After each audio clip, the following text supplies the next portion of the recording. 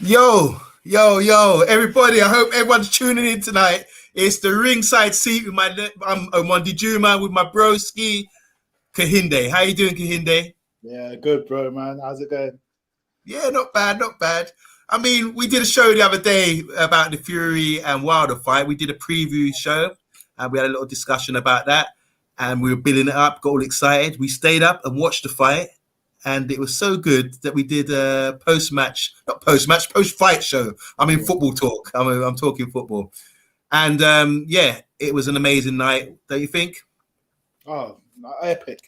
One of the best nights in heavyweight history. So what did we establish? Did we say in the post-match, we said that's, in terms of trilogy, we said Ali Frazier was still number one. I said... I that as number two, but you put joint second with Byrne Holyfield. But Fury Wilder was number two as second as a kid. See, I've been thinking about it since, and I think I still can't split Holyfield, Bowe, and this Wilder trilogy. I think there was only one good Holyfield and Bowe fight, and that was the first one. I think they were all good. Yeah, they were good, but actually, if you go and rewatch them now, compare them to now, there was skill. It was fast paced. It was a real epic fight, man. But anyway, we're that's old news now. But there's still a bit of an aftermath from the fight. So first of all, the first topic I want to talk about with you, bro, is about the post Wilder Fury fight. There's been a lot of allegations, as you know. With the second fight, there was talk about the issue with the gloves. This is all coming from Wilder fans. There's certain YouTube sites and people pushing all this agenda about thing. It got really big at one stage. There was sort of showing a lot of evidence to say that there was something wrong with the gloves and he's cheated, all the thing. But it was inconclusive. There's nothing really. If it was true, maybe they would have pushed for it and they would have got done for it. But nothing happened from it. So I'm thinking, okay, maybe these guys who are saying, and they're going into this fight with Fury, they were saying, oh, Wilder's going to knock him out. They were so confident, and it didn't happen that way. But a few days after the fight, you're seeing now there's talk about a long count. And a few fans now, Wilder fans, are going a bit crazy about it, saying, look, they're cheating again. It's a long count, you know? And they're talking about the first knockdown in round 4 for Fury. So do you want to just touch on that? I mean, have you heard any rumors? Have you seen anyone boasting up about it? Well, it's just like having a deja vu, really, because they said about the long count from the first fight. Wilder was saying this anyway. Yeah. Accusation that it was more than 10 seconds. And, you know, usually the referee would just call it off if a man goes down like that. And he got up after 10 seconds. The only thing that I could say, really, is that when a fighter gets knocked down, they are going on the referee's count, not a timekeeper's count or not our count at home. You know, referees count. Yeah. Most of the fighters, they're looking at the referee and they're seeing the count, and a lot of them will wait until 8 seconds to get up. You know, and sometimes, you know, so they're doing it to the referee's count, not no one else's. You know, we had controversies before with Buster Douglas. Was that a long count against Mike Tyson? But he was going on the referee's count. And what I would like to see from these fighters, both Fury and Douglas, when they were down, you could see them looking at the ref. So it wasn't like they couldn't get up. They're waiting, looking at the referee's count, waiting, they're coherent, and they're like, yeah, this is when I'm going to get up. So it's you know, that's all I've got to say on it. Okay, no, I think you've explained that really well. I mean, because what I've seen, what a lot of these guys are doing, they're timing it. They're getting a stopwatch out, and as soon as Fury's fist touched the ground, which start the count, they start the count. And some people are getting 15 seconds, some people are getting 13 seconds. But clearly, this is normal seconds. Really, it's gone by the referee's count. And obviously, as you just perfectly explained, he's coherent. He's watching the ref. He even said, I think, post-fight Fury, that he kept watching, waiting for the count, and then got up accordingly. You know, didn't rush it, just done it in time. So. At the time, I didn't really think much of it watching it live, but I've observed it, looked at the evidence, and I'm saying there's no case here for a long count. You agree? Yeah, I agree. So can we wrap that up now? Is it sealed in the books? Fury Fury's won the fight. There's no controversy or anything like that. Unless something else comes out. We just have to wait. You never know with these things. Someone might find something else that was wrong. You know, have you seen that joke? I mean, this is what we were saying the other day. When someone loses in the boxing, people say it's such a brutal sport. They always make jokes and memes and all this kind of thing to say the reason why they lost. Have you seen the Eddie Murphy sketch, the barbershop sketch, where he says, Rocky Marciano and Joe Louis? Oh, he's 75 years old. Wilder and Fury version with an overlay talking over it. It's really funny. I'll show it to you later. If you haven't seen anyone out there, go check it out. I love that little sketch. Yeah, but they've done it perfectly, even like in time and everything else. Really good. I don't know who has time to do all this, but these things seem to come out straight after the fight. You know, really hilarious, man. Love it. It's good for a laugh. But we give every boxer credit. Anyone who gets in the ring, you have to give them so much respect. And I think Wilder walked away as a champion because he went out on his shield, didn't he? And Fury, likewise, is a proper champ now. He's touching greatness, almost, people could say, based on his resume. So anyway, we're moving on. We're done with that fight. First fight we're going to talk about coming up is this weekend is our favourite fighter, or maybe yours, Chris Eubank Jr.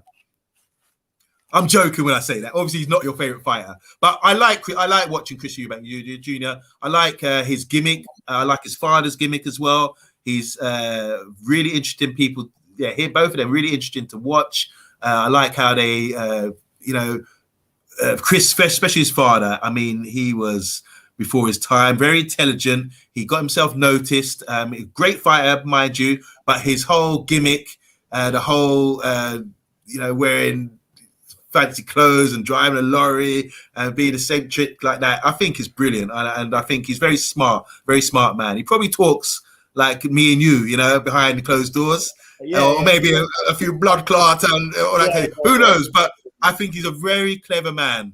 And so his son is 32 years old. He's been around for a long time. He's been around middleweight. He's really a middleweight, but he's gone up to super middleweight. But he's fighting this weekend against a guy. I can't pronounce his name. I'm sorry. His name's Wanet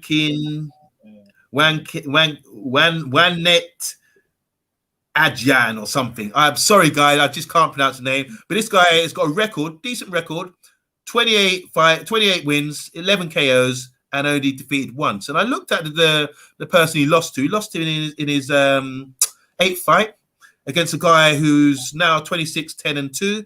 And this guy who beat him is now fighting at light heavyweight. And let me keep it. This guy that he's fighting, Chris Eubank Jr., is 6'2". So I'm thinking, is this middleweight or super middleweight? I couldn't work out. So anyone knows what division this fight is in? I'm not sure. But to me, I just assumed it was just like a fight for Eubank to get his name out there again, dust off all the rust and all that kind of thing, and then getting himself to a big fight because he keeps talking about going for a title or going for Golovkin or one of these top guys, or maybe even Billy Joe Saunders. Yeah. So obviously, I don't want to talk about his opponent. I'm assuming he's in there to win, but I want to talk about Chris Eubank Jr. and I want to ask you what are your feelings about him as a fighter. I think he's got potential. I think he's got a great heart.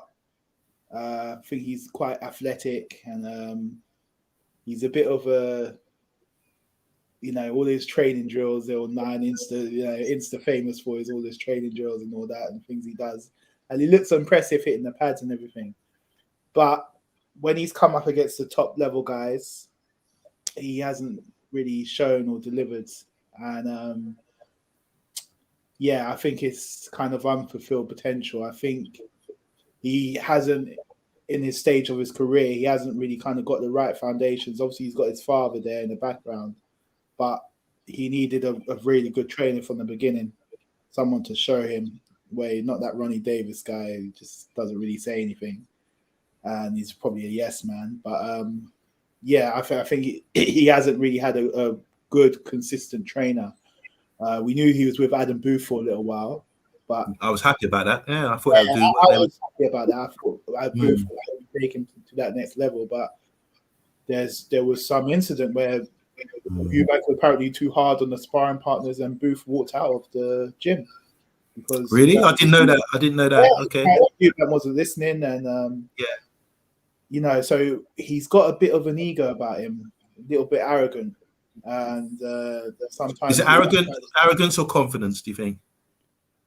I think it's arrogance, and or is it a gimmick? Yeah, but it's all well good having the gimmick, but you've got to live up to it. Like Mr. Perfect, you know, he showed you. You know, look at the golf, everything's like he's showing you basketball, he's showing you, so you've got to live up to your gimmick. Yeah, that's true. That's true. Yeah, so it's just I just feel like it comes like on borderline a bit delusional, because I think he in his early career he probably thought he was a lot better than he was, and then he realized when he came up against Billy Joe and George Groves, which was a bit embarrassing, he didn't deliver. And I think all the fundamentals, or having a good jab and all that, he hasn't really got those good fundamentals. He didn't have much of an amateur career. I know he went to America, won the Golden Gloves and everything, but yeah, there's something's missing. So you think you're just highlighting again the importance of having a good amateur background? Yeah, of course. It's very important. You can't just live on reputation, you know, because of who his father is and all this. And I think that's helped him a lot in his career, because he's got the name, like the Eubank name is a good name, and he will still draw fights. The only guy that he's beaten who was a world champion was De Gale, and you say De Gale was probably finished. I think De Gale was just hoping for that one last payday. He probably had nothing left. But I think he beat Arthur Abraham as well. Eubank. But obviously, Arthur Abraham was a lot older. Well, Arthur Abraham was finished by then. Yeah, and Abraham been in against all those top guys like Froch and all that. But yeah, he has to beat anyone, and who was in their prime at the time. So, bro, you're talking about trainers, yeah? So do you think now, at this stage of his career, because he's 32, and I think his dad would have been retired by the time he was 32, his dad had something like 18, 19 world title fights. I think it's about that. There's a lot of world title fights. Maybe he was a homer, he fought a lot at home. Maybe he didn't fight against the best opposition, but he was on terrestrial TV, became a huge star. And I think after the unfortunate Watson incident, maybe he lost his killer instinct, maybe, you know, who knows. But Eubank is everyone knows who Eubank is, not just the boxing public, but the general public. In you know, he's been on Google Box, he's been on all these sort of reality TV shows. I remember seeing him and his sons on some sort of reality TV show back in the day, with the Eubanks or something like that, you know. And just wanted to say rest in peace to his other son, who died unfortunately recently, Sebastian, who was based in Dubai. He had an unfortunate accident, you know. That's a terrible thing to happen anyway. But rest in peace, Sebastian. Yeah, we did get to see you. I really admired him with his healthy living, and he also was like a positive talker, and you know, really sure of himself. You know, a real man. But anyway, I'm just gonna go through Eubank's record, bro. We have to gauge, you know, because I always like to say who they beat, and who they come up against. Now, the first guy I'm going. Do you know Tyan Booth? Tyrone Booth. He's from. He has a YouTube channel now, doesn't he? Yeah, he's a big star, big YouTube guy. Really, he's sort of like Marmite. You either love him or hate him. But he's from the Ingle gym, and he's pretty skilled boxer. But he sort of says a lot about. Bit like Dad, he never got the opportunity, rushed into fights, 1 week's notice, all this kind of thing, you know. But he did have a lot of ability. So those two fought. That was maybe Eubank's first test, and Tyan Booth was stopped in the last round, in the 8th round. He said he got too tired, but he was quite comfortable in there with Eubank, you know. But Eubank is a beast, isn't he? He prevailed through. He's also beat Gary Spike O'Sullivan. Do you remember Spike O'Sullivan, the guy kissed him on the lips during the face-off? Yeah, I think Spike went the full distance with Billy Joe as well. Tough guy. Yeah. But Eubank stopped him, didn't he? Yeah. And at the time, he was 22-1. That one defeat being to Saunders. Yeah. He beat Nick Blackwell, who was a good domestic fighter. Unfortunately, you know, his health, there was afterwards, I think he went into a coma. It's like some sort of blood clot. He had. Okay. He was forced to retire. Blood clot in his brain. But hopefully, he has a healthy life after boxing. That's really unfortunate. Like I say, he fought Arthur Abraham, beat Arthur Abraham on the points. Then he entered this. So he's fighting a middleweight, and obviously I'm going to talk about his losses. By this point, he's lost to Billy Joe Saunders. We're going to go back to that. But then he's fought. I'm not very good with his name. This is a guy Yildirim or something. This is in the Super 6 tournament. He looks Turkish, and his Turkish manager is a bit of thinks he's a gangster, that kind of thing. So that was, I think, it was in the semi-final, one of the rounds of this Super 6 tournament when he ended up losing to Groves, and he knocked him out. It looked really impressive, and he actually had the opportunity to do this when he knocked him out. I don't even remember his dad when he knocked out a guy in the first round, and he stood there in front of the camera with the guy struggling to get up in the background. Eubank had the opportunity to do it as well, so he was really. That was a great. He hit him with like a bam combo, and finished him with a left foot, and it was a great finish. I mean, it's a highlight reel stuff, It's really good thing. And that guy's since gone on to fight. He's got a title shot. I know he got a title shot recently. The same guy for some reason in politics or whatever. But that was a good win. And then he beat James DeGale, who was probably past his best at super middleweight as well. So DeGale at that time really was the IBF champ because DeGale vacated his belt to get that money fight with Eubank. Okay, all right, okay.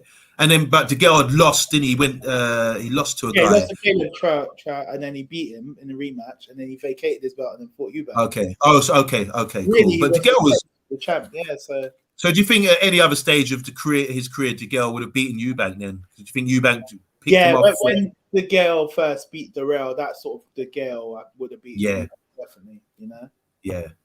DeGale was a top fighter, I thought, at one point. He had a good chance. Yeah. Nice. But he did get touched up a lot after every fight. His skin is like, like mine. You got tougher skin than me. He's getting marked up a lot and engaging in stuff that I don't think he should have got into. I think that fight that finished DeGale, where he lost his tooth. Oh yeah, this guy Yildirim is the one who knocked out his tooth. This guy who Eubank knocked out, I'm sure, is the guy. I don't know if anyone out there knows this, but the guy that Eubank beat, knocked him out. I was just talking about in the Super 6, is the same guy I feel that knocked out James DeGale's tooth in sparring. Oh, and then the guy it originally happened in sparring. That was yeah. What's the guy? So anyway, AVNIYILDRIM. You try pronouncing that, Yildirim or whatever. Yeah. People can check it out later. So let's talk about his loss. So first of all, he had a big domestic rivalry with Billy Joe Saunders. Saunders at the time was like he had beat like I said, Spike O'Sullivan and who's the tough gorilla guy from London. I forget his name now. He's still fighting now. He's a machine. Beat him as well, middleweight. So what do you think about the Billy Joe Saunders Eubank fight? Do you think, you said earlier he struggled, but I thought in the second half of the fight, Billy Joe really stepped it up because he was getting outboxed. But not Billy Joe. Chris Eubank Jr. stepped it up a bit. Made it tight there towards the end. I remember the fight, and I remember you calling me and you begging me to watch the press conference because Eubank really destroyed him in the pre-press conference that same week. You reckon? Oh, Eubank was class. He was class. Really? Okay. Remind me. You got to take a look back at that press conference because he was so. I kind of remember, but he would have been more confident then. Yeah, Billy Joe. I mean, imagine these two going at it now. That's great viewing. It's probably people probably tune into that more than the fight. Big characters like that.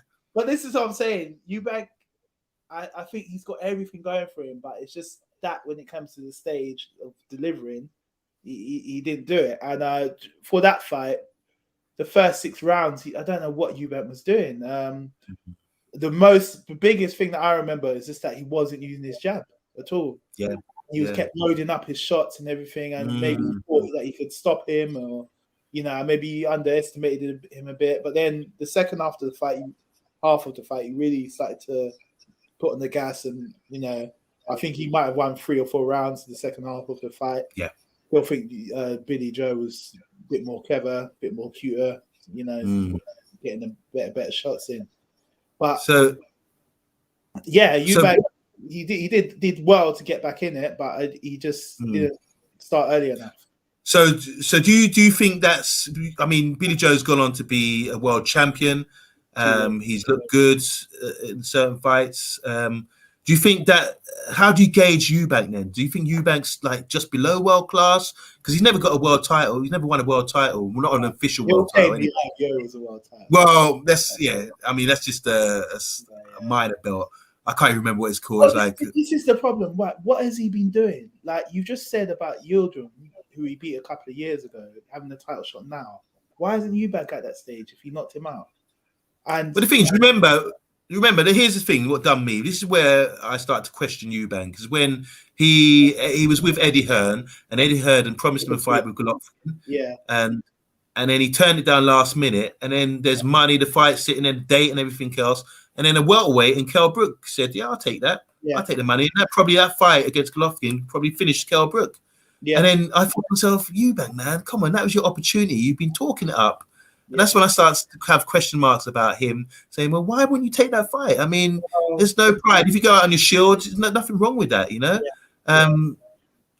I would like to be honest, regardless of what we say about his limitations, whatever, I would like to see him in with the best of the best, whether that be not Canelo anymore. He's gone up in weight, hasn't he? But maybe Golovkin. I would love to see that fight just to see how he would fare. You know, he might lose, but I think he's gallant enough to sort of try his best.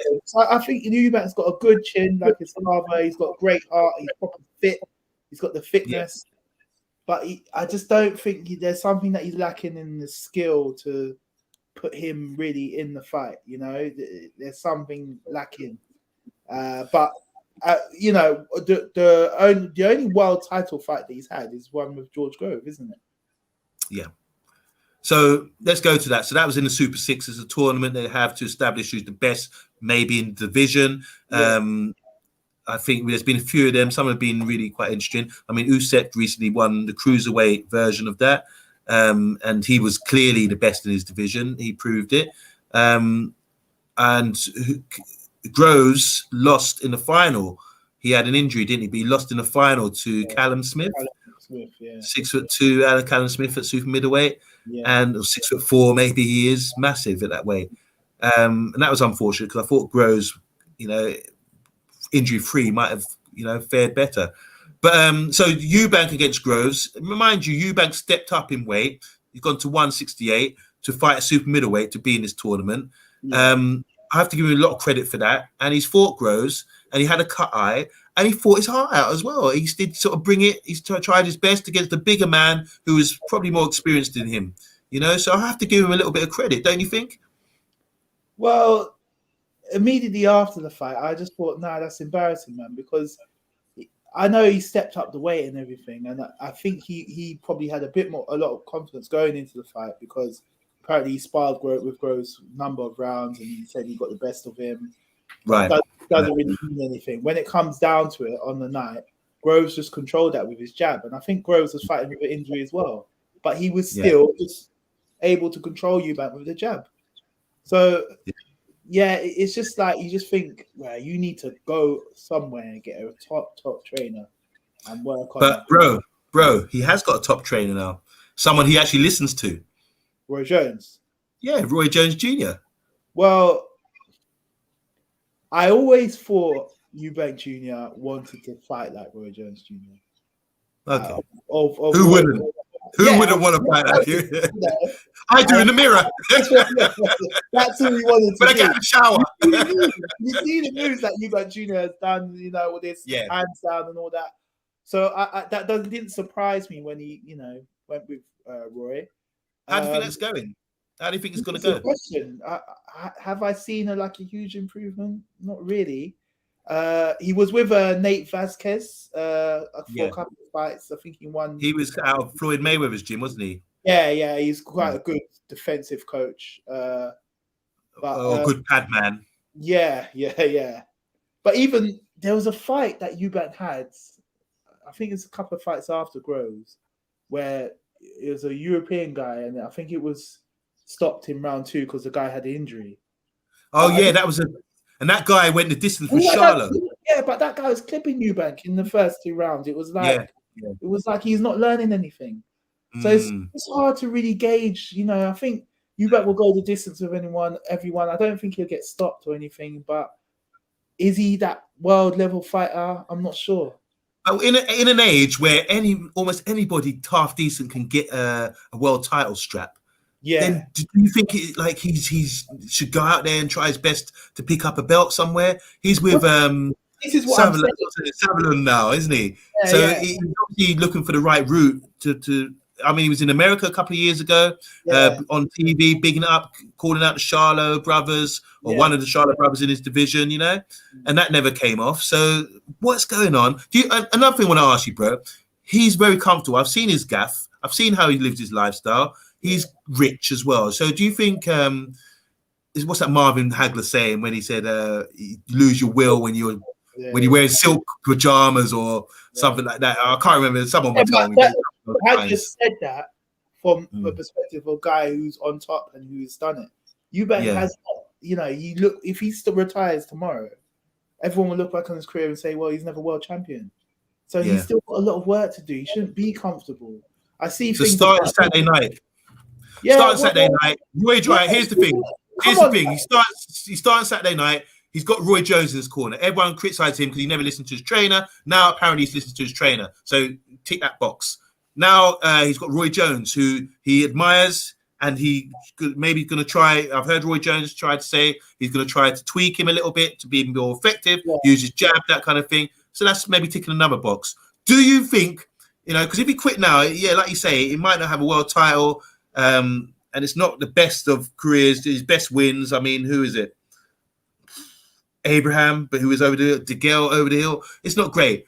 So how do you assess his career? Do you think he can actually ever win a title at middleweight? And what would you advise him to do? I think he should look at his division. Don't go to super middleweight. Look at his middleweight division. Check who's the WBO champion, because that's what Go does. You know, who's the easiest, or, you know, European level guys. And try and get a title like that, sort of a Joseph Parker sort of thing. You know, just say, wow, what's this champion or whatever. Just try and get an easy target, and if he gets one title, that'll build his confidence. If he gets one title, someone else or another world champion will want to fight him, and it'll be big money. But he's got to get at least something. Yeah, he's got to go for the Mickey Mouse belt, the WBO, I think. So will you be tuning in this weekend? He's fighting a guy 6'2" German who's only lost one fight. But you're saying that, but this guy's like got a record like Mark Demore or that Brian Nielsen, that heavyweight, you know. Like, who has he fought? You know, I looked to see who's fought, and I don't recognize anybody. But I'm not. I even tried to look the guy up. I'm looking on Eubank's Wikipedia. You know, we look at the professional boxing records. BoxRec, but it's not BoxRec. I'm not looking at BoxRec. I'm looking at the guy, Eubank Jr. on Wikipedia. I'm looking at the professional record on his Wikipedia, and I can't click on the guy's name. The guy has not even got a Wikipedia page. So that tells me this guy that you guys fight is not serious. Because I can't click on him, and he hasn't got a Wikipedia page. Okay. So what have we doing all these years? Like, I know the last few years we've had COVID and all that, but like fighting once a year, these guys who are not serious.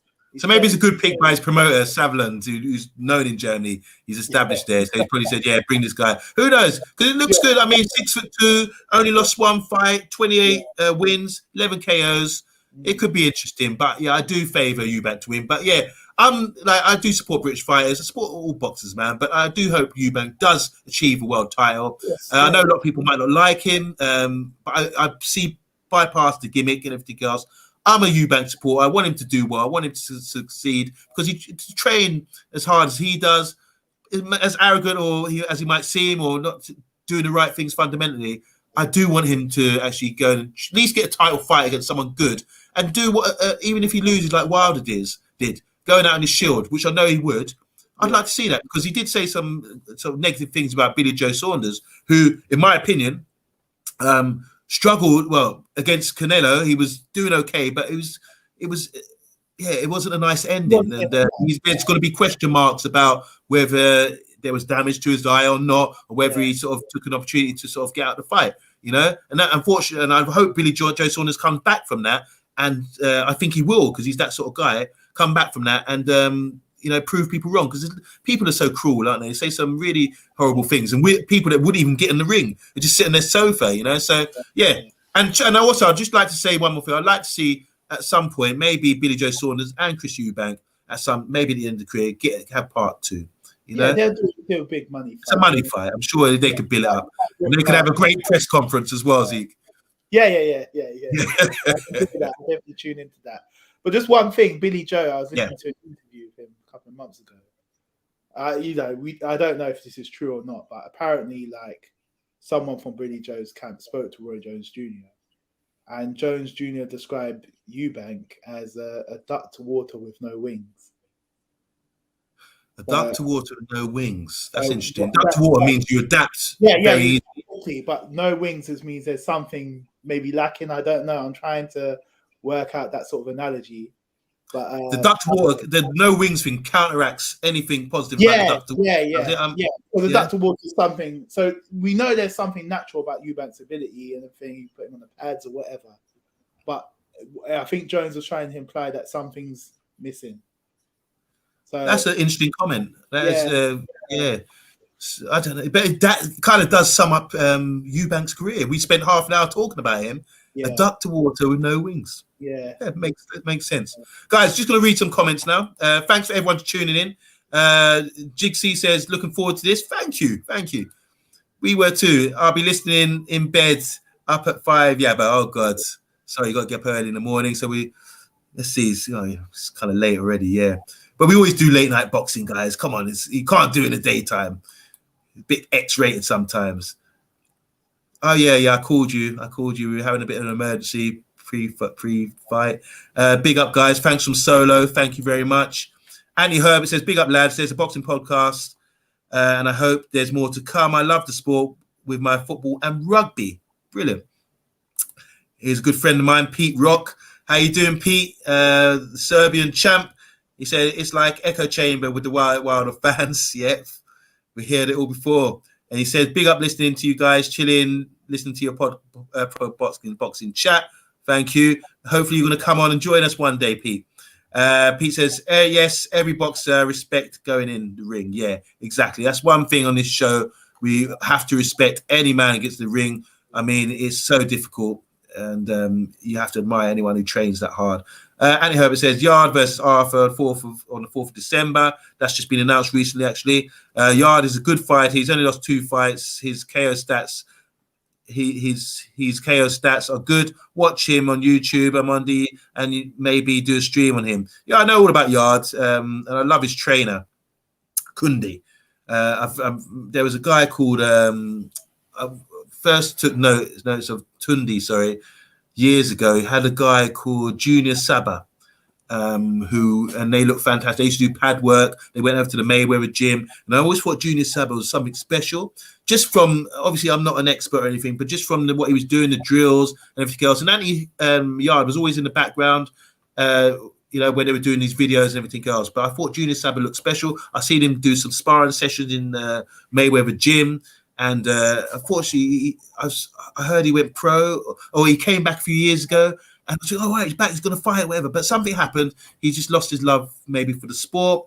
But Tundi, he's another guy. He gets a lot of criticism, but I really like him. I like people who are positive and speak with conviction and do it their own way. I like, a bit like David Hay. I always said David Hay did it his own way. Didn't go through the main top 2 promoters, whatever. I think Tundi's the same. It's great to see not put his shield up and immune to criticism and doing it his own way and being confident in himself. He speaks like this all the time anyway, but I'm a big fan of his and a big fan of Anthony Yard as well. So what do you think of Anthony Yard? And do you think he can get revenge on Arthur? I like Anthony Yard. I think that fight came too early for him. The one guy who beat Andre Ward what's his name again? Kovalev. Yeah, it's probably too early for him because I thought Yard was going to fight Chamberlain first, the other British guy who's that light heavyweight. Is it Isaac Chamberlain? Who's the other light heavyweight? Yeah, I thought. No, he's a cruiserweight. I think Isaac. There's another light heavyweight in a British light heavyweight. Not the Olympic boy. Not the There was a guy. Okay. Yeah, it's another guy that he should have fought. It's like, you know how when the fighters are up and coming, you know, they fight the best British level guy and then the European. Okay. But I thought it was like a bit of a fast track. Him, you know, he was ranked by the WBO or whatever. That's why he got the title shot. But it probably just came a bit too soon for him. But he nearly knocked out Kovalev in one. That's true. But he went for him. They said empty a tank. That's after that fight. That's when they started criticizing Tunde, saying, "Oh, he's not going to take you to the next level," and blah blah blah. But this is a guy is like, you know. I think they've since got in James Cook, who's a fantastic boxer from back in the day. You know, and I think he's in their camp now as well. So they have made an addition to the camp. So sometimes you do listen to criticism, and I think it's a good addition. I think this will be a good fight. I think Arthur fights tall. He's got a good jab, and that's how he won the last fight. But I think Yard can get to him this time and push it early. Is this the rematch? Did he lose to Arthur last time? Yeah, he lost on points. Yeah, that was a bit controversial. Pretty close. He actually said after the fight he felt he got robbed, and it was pretty. He was getting jabbed, to be honest, and it was difficult for him to get inside. But I think if he would have stepped it up earlier, but obviously we're saying step it up earlier, empty the tank. But that's what happened. He's trying to pace himself after what probably happened in the Kovalev fight. So it'd be interesting to see. I'll be looking forward to that fight. We're going to move on anyway. Gems, how you doing, Gems? She says, personally, really like Eubank Jr. Okay, but he needs to make sure he doesn't get too comfy living off his name. Okay, that's true. And with the riches as well. Yes, R.I.P. That was heartbreaking. Talking about the brother, devastating. Hi, Edward. How you doing? Say, hey guys, not stopping. Oh, that's a shame. We can watch later. And Dukes, yes, Marvin. How you doing, brother? This is one of my brothers. I went to college with Marvin years ago, and we're still in touch. Blessing, you know. Sometime we hook up and thing. And he loves his hip hop. He's got a radio station. And does I'll big you up, man. Give me the name of the radio station. I can't remember right now, but you're gonna hook up soon. So anyway, we're gonna move on. Sorry, bro. Buatsi, Joshua Buatsi. Who I wanted. Yeah, that's the Olympian. Yeah. So Joshua, Buatsi happened before he fought for the world title. I think Buatsi's a very good fighter, and I think it's all wrong for Yard. Really, Yard should avoid him. Just in my opinion, I think it's just very high level. You don't want to lose to him.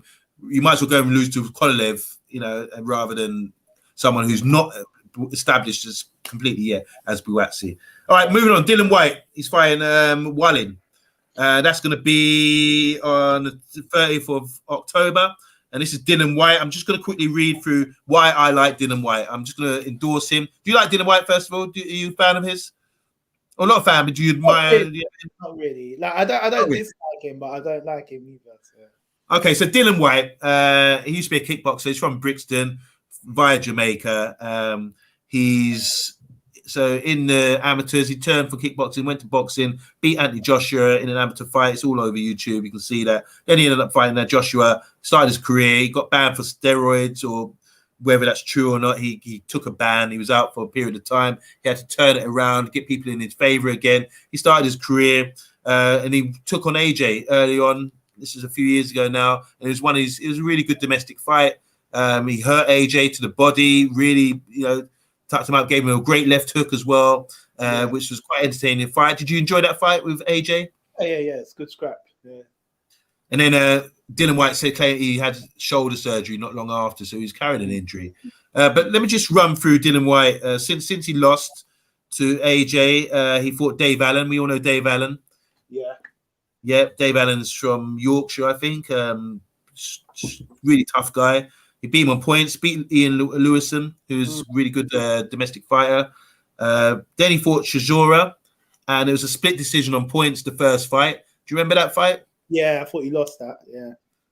Okay, yeah, that's a lot of people say that, don't they? It was quite close, but what I remember about that fight is that I was thinking they were taking unnecessary punishment. I think Dillian Whyte needed to be a bit more. He was getting hit flush sometimes. I'm thinking, right, you can't man it out. You can't have That's the problem. I think Dillian probably landing more punches, but Chisora was landing the heavier, harder punches, and it was It's a bit brutal, that fight to watch. Yeah, and you just think, we'd be a bit more slick, don't get hit so much, and if you want to be going up levels. And then this is probably a really impressive win considering how things have gone. He beat Hellenius in 2017, beat him on points, and at the time Hellenius was 25-1. And since we know Hellenius won at the weekend on the same card as Wilder and Tyson Fury, and he beat in a rematch against the Polish guy Kowalt. He beat the Polish guy again, the one we talked about. Kowalt. Oh yeah. What's his name? Yeah, Polish. New Yorker. Yeah. Say Kaunaki. Kaunaki, that's it. So Hellenius has done really well. I think Chisora beat Hellenius at one point as well. I think that was a bit of a robbery. But Hellenius, that's a great win. Then he knocked out Lucas Brown. Do you remember that fight? Yeah, and I think me and you were talking about it, thinking this is a dangerous fight, Lucas Brown. Yeah, at the time. He was undefeated at the time, and he gave that Richard Towers a really bad knockout. And I was just thinking, this could be a tough one. I thought he was really tough. And he was a world champion officially because he knocked out Shalev in Bulgaria or wherever he's from, and then they robbed him. They said he's done with steroids or something like that. So he actually won the title. I saw him as a world champion because he achieved it. As far as I'm concerned, there's nothing wrong with that. He won the fight, but got stitched up, and then the thing. So going into that fight with Dillian Whyte, he was unbeaten, but that was a horrible knockout. I think. That Dillian Whyte, then he's got a wicked left hook. I mean, they call him the body snatcher, but he does put a lot of weight to that left hook of his. Then he beat Joseph Parker on points. Do you remember that fight? I was quite impressed. He dropped Joseph Parker, didn't he? To knock Parker down. Yeah, and then Parker picked it up later in the fight and almost stopped him as well. Yeah. So that was a good fight, but it was a unanimous decision. And then, so I'm just saying, look at this run, bruv. Look at this run. Hellenius, Chisora, Lucas Brown, Joseph Parker. Then he knocked out Chisora in the second fight they had. That was a cold fight than the first one. He was getting hit less, and he just timed him with that left hook, didn't he? Good shout. Then he fought Rivas, and that was a similar. Yeah, that he's a tough, real. He got knocked down once, didn't he? But he won the majority of the rounds, didn't he? Yeah, he managed to box his way through against a guy who's tough and durable, and world ranked as well. And then he fought Mariusz Vak, the 6'9" or whatever how tall he is, Polish dude who almost scared Vladimir Klitschko one time. I remember he fought Vladimir and let his hands go. Vladimir was like, grabbing on, for dear life. But he's not. I wouldn't call him a punch bag, but he's so big and he hasn't got the speed or anything to be effective. Yeah, but he's very durable. Everyone said what a great chin he had, but until he got stopped, didn't he, by Miller? Baby Miller, Baby Miller, who's unfortunately out of the game now. And then he fought Povetkin and lost, got knocked out, and then came back and knocked out Povetkin. So that's a good record, and that's deserving of a title shot, I'd say. That's why I'm saying I big him up, because he's not been hiding or taking easy fights. I thought Dillian Whyte deserves a lot of respect because he's come back, he's fought, he's lost a lot of weight, he's trains hard. I think goes to Loughborough or one of these training centres out of London, out of the way. He's got a good team behind him, and he's slowly picking up, trying to maximise his potential, what he can do boxing-wise, So how do you summarise Dillian Whyte? And he's 28-2, lost 2 and 19 KOs. What do you think? Do you think that's impressive, his record? I have to respect him because he's another one, didn't have much of an amateur background. He said he only had 10 amateur fights and turned pro. But he already had a kickboxing background behind him. I think he was like a world champion kickboxer. So, he knows about the ring, everything. So he had that in-ring experience. After the AJ loss, he went on a really good run, didn't he? He won 10 fights without losing, won all 10 fights. Had a little hiccup against Povetkin, and I just thought to myself, if he keeps fighting these guys, he's going to slip up at one point, because he needs to get that title. And he had that little hiccup against Povetkin, who was doing well in the fight, knocked him down twice, and then unfortunately got knocked out. but he came back in the rematch and ended Povetkin's career. You know, he stopped him. Yeah. So you've got to respect him in terms of like, who he's fought, and he definitely is deserving of the title shot. But I've always felt with him, I just think that he's another one like Eubank. I just don't think with the fighters that are around that he's going to get that world level. Because there's just something. I just think that he's just good at everything. There's nothing special where he's got an X factor. He's just an all-round good fighter now. He's developing. He's learning on the job, but he's just good. He's not like up there in terms of like world level. He's not going to beat a Fury, Wilder. That's what I was going to ask you. So out of Fury, Wilder, AJ again, and Usyk maybe, who do you think he would have the best opportunity against? Because they're trying to say he should fight Fury next. Maybe he's going to be number one contender if he comes short. Even though he's been saying in sparring he's put Fury on the floor and this and that, but Fury stories. Yeah. I think his best chance would be. I think he would give Usyk a rough fight, but he'll lose. He Joshua gave Usyk a rough fight. I think he'll give it a go, like unlike AJ, where AJ just confused him, not knowing what to do. But Dillian will stick to a game plan and give it a go and be consistent with what he's doing. Yeah. So he'll give Usyk a rough fight, but he'll lose. AJ, if he could potentially beat AJ if AJ's on this game, because AJ just doesn't seem with it. If AJ gets caught into all this psyche stuff with Dillian and press stuff, and you know, remember he gave AJ that left hook. You know, he stunned him in the fight. Yeah. And, you know, but that was then. That was a different AJ. They've developed a lot.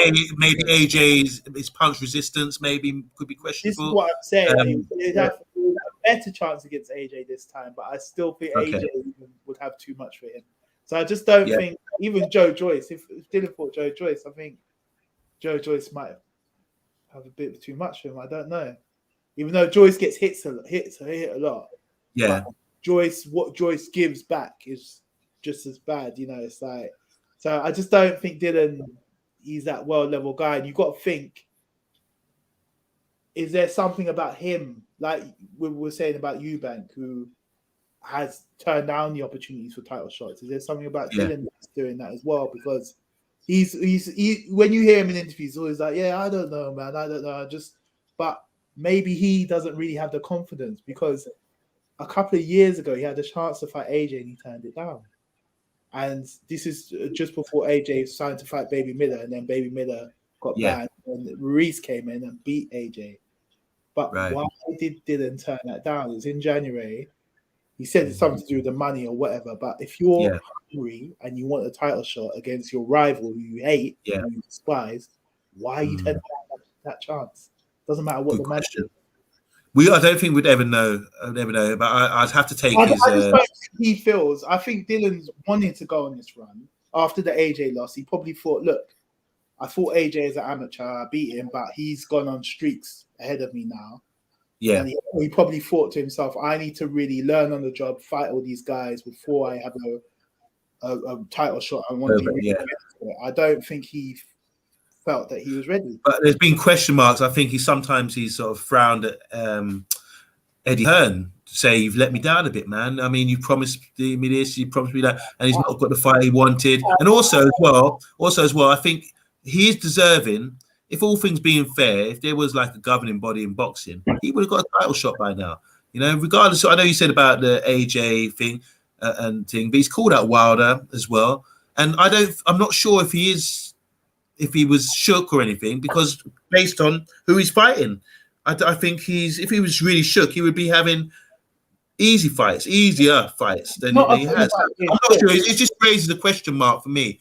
I'm not sure what's going on with him, but I would like to. I think not say I would like to, he deserves a title shot. There's no one else out there really.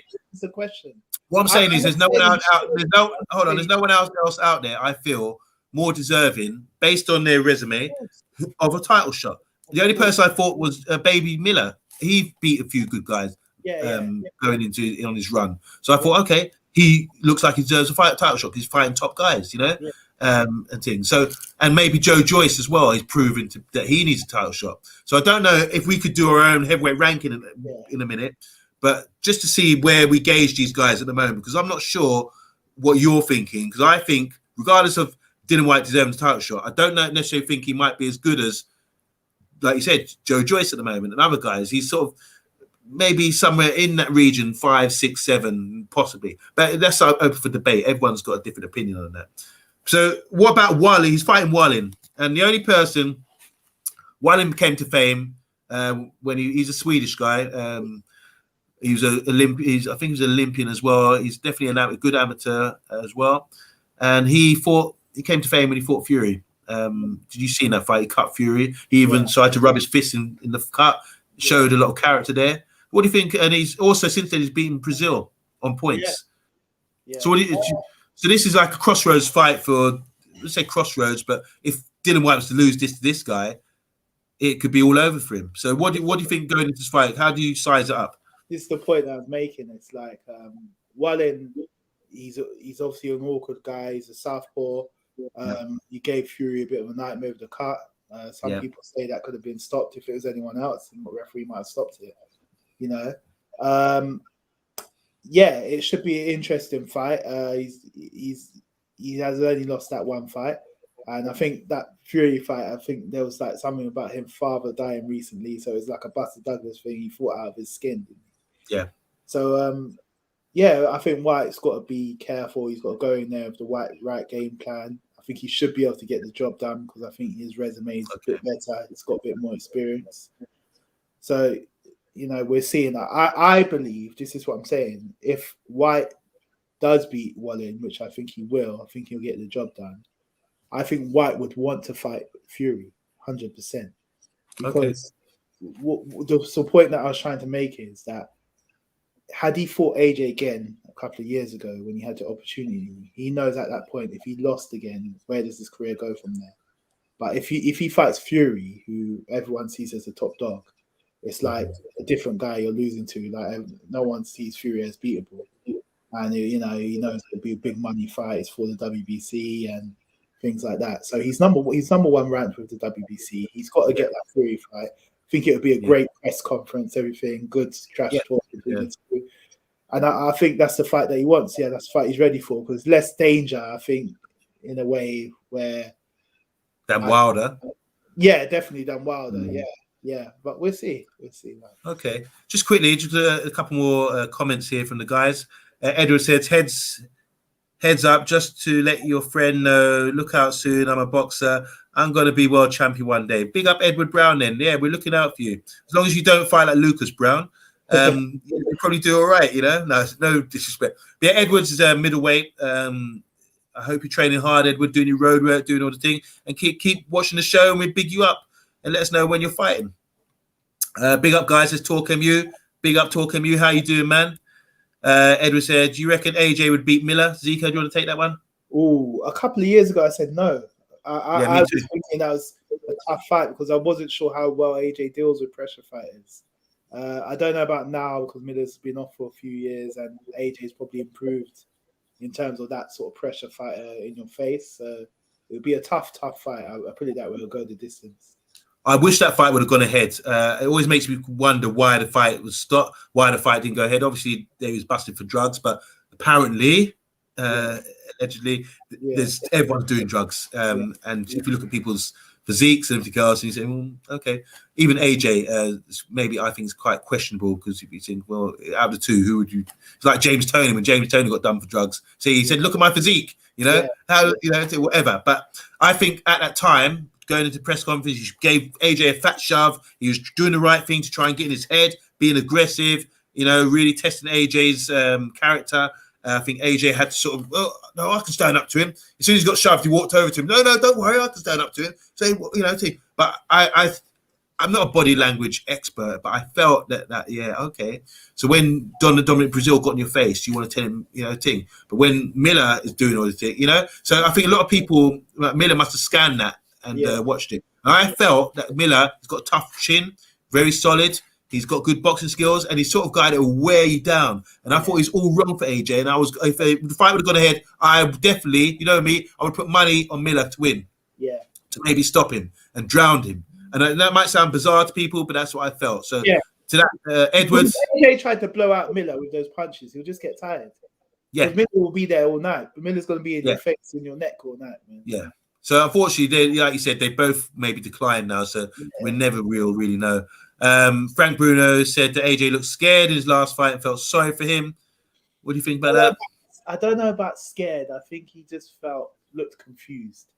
Okay, good shout. Like a puzzle, you know, he can't work. And Charlie, say hi to Charlie. Yeah, big up Mondi says, and Kahinde, big up Charlie. How you doing, bro? All right, quickly, can you just give me after what we're seeing? We just spoke about Dillian Whyte for a long time. Can you just give me your top 5, 6 heavyweights in order at the moment, please, bro? Judging by we've seen Wilder, Fury, we've seen AJ fight with Usyk, and we're going to see Joe Joyce. We've seen him recently. We've what's his name? Daniel Dubois. I know we followed him for a bit. Who else is in? We've seen over the weekend Hellenius get back on the scene. So what's your top 6, 7 in the heavyweight division at the moment? 5. Number 1, Fury, obviously. Yep. 2. Interesting. This will be interesting. I'm going to say Wilder still. Wilder number 2. Usyk 3. Usyk number 3. AJ 4. AJ number 4. And Dillian 5.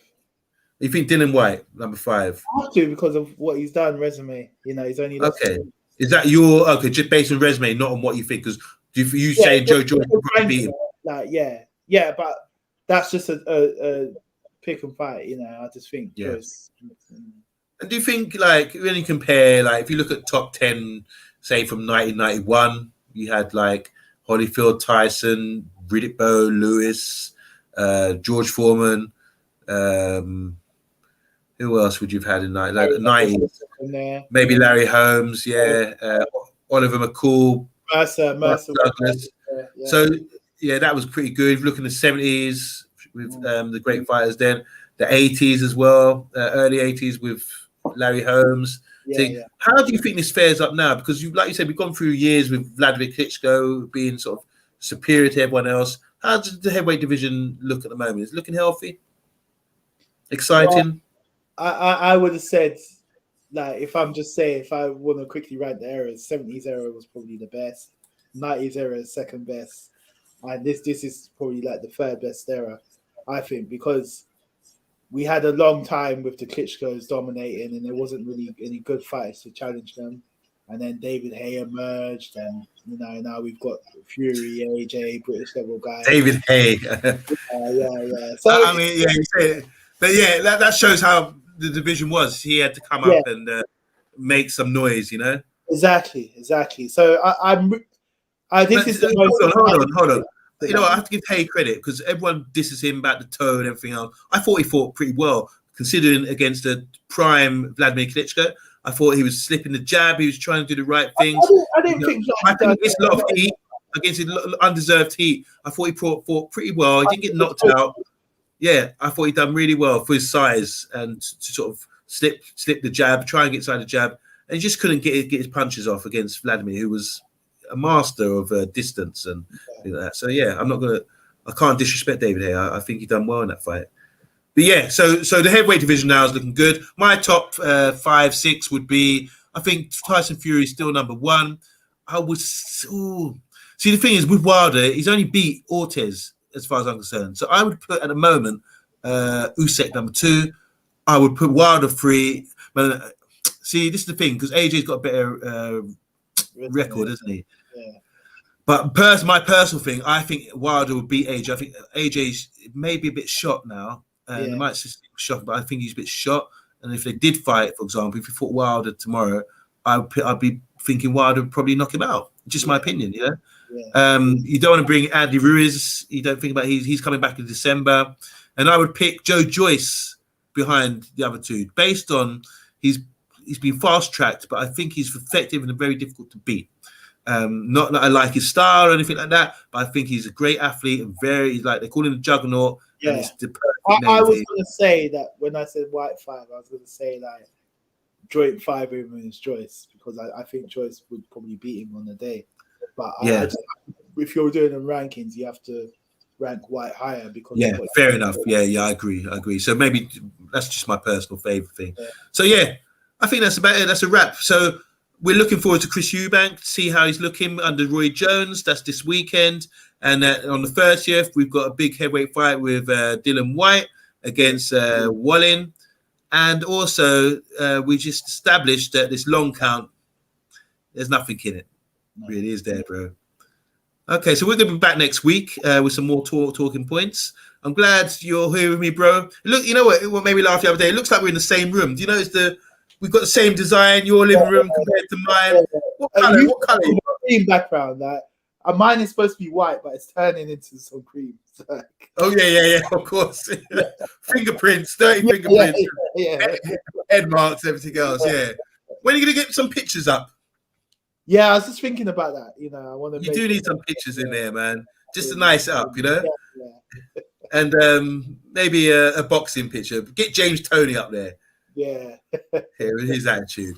Oh, hold on a minute. Before we sign out, we got our brother-in-law, big brother-in-law, Christian Tilleray. How you doing, Christian? He says, I agree. Joyce gets overlooked, but no one wants to face him. Yeah, that's a really good assessment there. That is true. He's a difficult man to beat, no matter how people might criticize him in style. But I think he'd be a tough man to beat. I wouldn't want to fight him if I was a boxer, because he's one. Like in the A Team, Mr. T, you punch him, it just goes. Yeah. That's a bit with Joyce. I've seen him taking flush punches. Look at Dubois. Dubois is a hard punch. He was taking flush punches from him. I thought he was wise in that fight though, because I thought that was an interesting fight. What Dubois does punch hard, but Joe Joyce was respectful of his power that night. Yeah. He did respect it. I thought, he wasn't just doing the usual keep coming. But yeah, we love boxing. Thanks everyone for tuning in. It's been a good show, good discussion. Again, bro, you're sharing your knowledge and our observations from our ringside seat. That's what the show's called. And big up to everyone who's tuned in today. We'll be back next week with another show. Look out for us on FTB Sports. God bless you guys, and we're signing out.